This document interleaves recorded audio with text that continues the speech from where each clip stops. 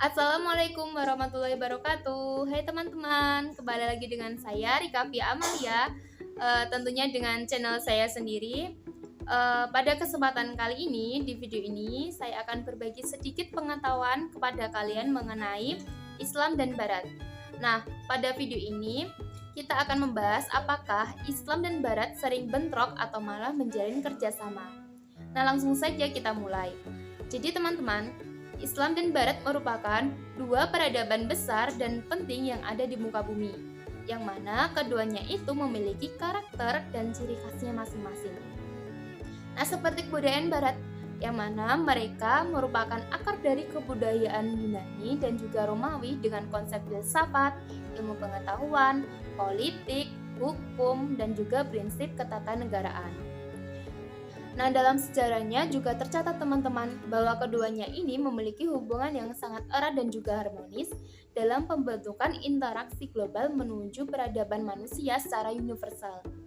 Namun sayangnya nih teman-teman, sejak abad ke-19 terjadi sebuah konflik di antara keduanya mengenai relasi antara Barat dan juga Islam.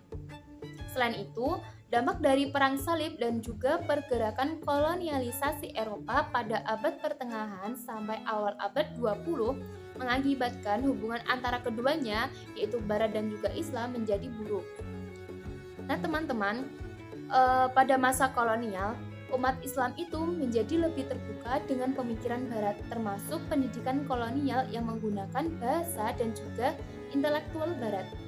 Nah, beberapa muslim menegaskan bahwa perlunya belajar dari Barat adalah untuk membawa pencerahan dan juga reformasi di masyarakat. Nah, teman-teman, mengenai pengetahuan Barat, Islam sendiri memiliki respon terhadap kasus tersebut. Secara umum, terdapat 3 respon yang ditunjukkan Islam terhadap pengetahuan Barat. Yang pertama, ada tipe eksklusivis rejeksionis.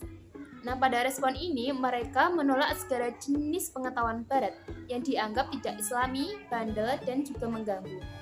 Nah, respon ini muncul di berbagai masyarakat muslim selama beberapa periode.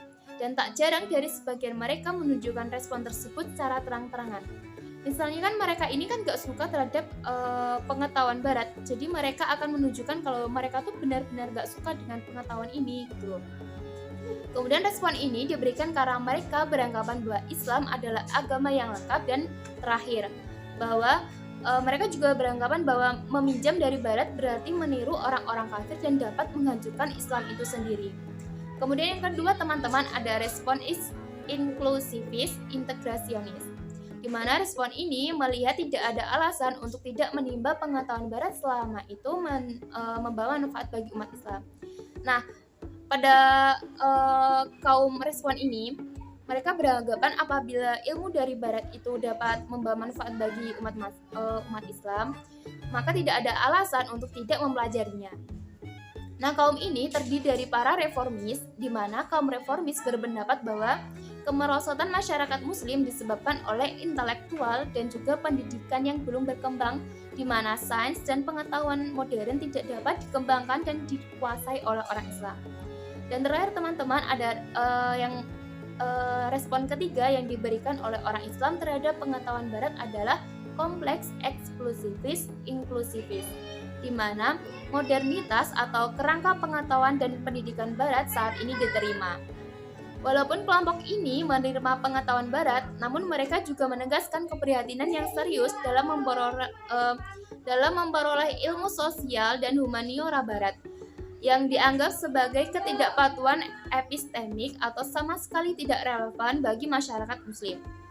Nah, mengenai masalah ini, Khalid Abu Elfat mengatakan bahwa ada anggapan bahwa kita bisa ambil dari Barat itu ilmu pengetahuan mereka, tetapi bukan ide-ide sosial atau politik mereka.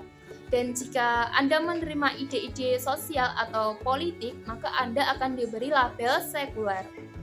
Jadi, dominasi Barat terhadap dunia Islam tidaklah selamanya berdampak negatif, teman-teman. Akan tetapi juga berpengaruh secara positif.